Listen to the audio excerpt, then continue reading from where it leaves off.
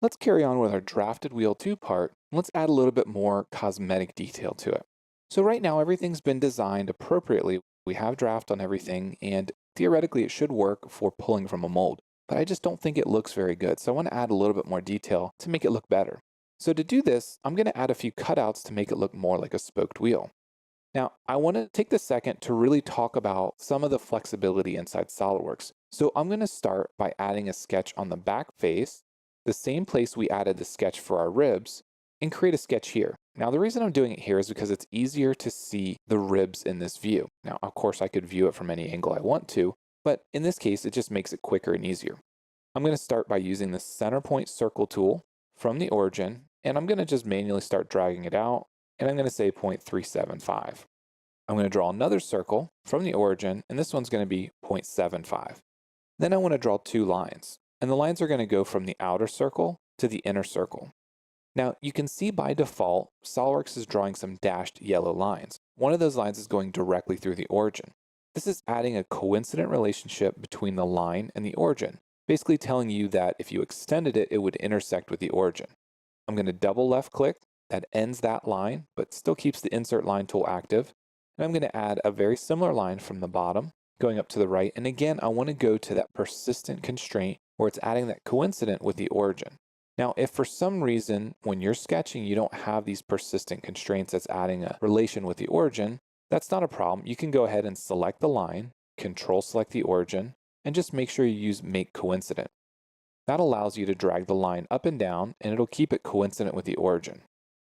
The next thing we want to do is draw a line for construction from the origin out to the left.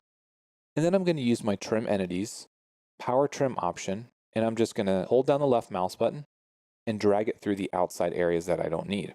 So this has left us with this sort of wedge shape, and this is going to be our cutout. But you'll notice that we still don't have it fully defined. Everything is blue on the top edge and the bottom edge, but the outer arc and the inner arc are both black. So there's a couple ways that we can fully define this. The first of which is by selecting the arc, control selecting the endpoint for our line, and adding a midpoint relation. Now what this midpoint relation does is it makes sure that the upper and lower edges are equal.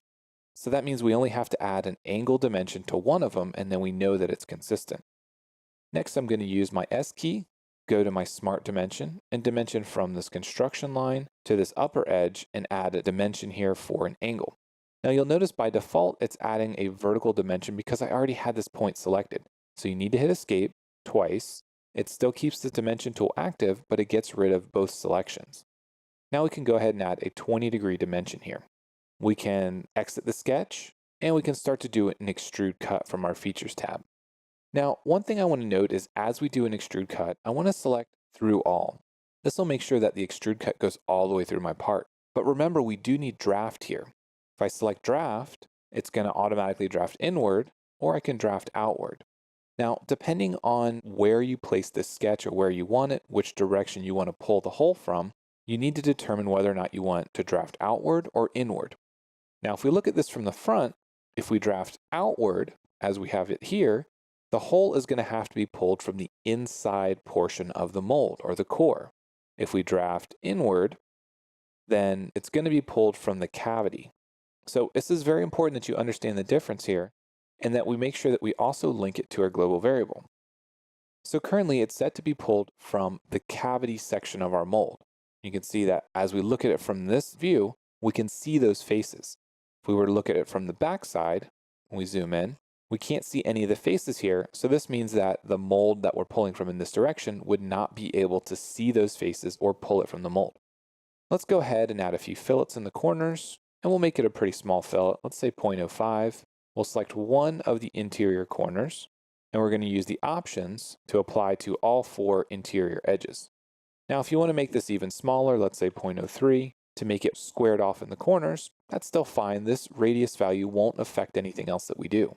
Now we can select Cut Extrude 2 and Fillet 3, and use our linear pattern dropdown, go to Circular Pattern, select the center of our hub for our revolve axis, use 360 degrees, 6 instances, and equal spacing, and say OK.